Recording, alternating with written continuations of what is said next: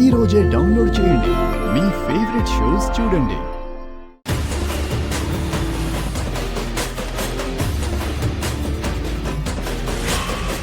పిల్లలు ఇంట్లో ఒంటరిగా ఉంటారు, వాళ్ళని ఎవరు చూసుకుంటారు?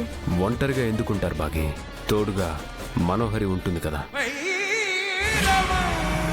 నా మనుషుల్ని తీసుకుని అమర్ ఇంటి ముందుకొచ్చాను మనోహరి. రేయ్, లోపలికి వెళ్ళి అంజలిని తీసుకురండి. అడ్డొచ్చిన వాడిని చంపేయండి.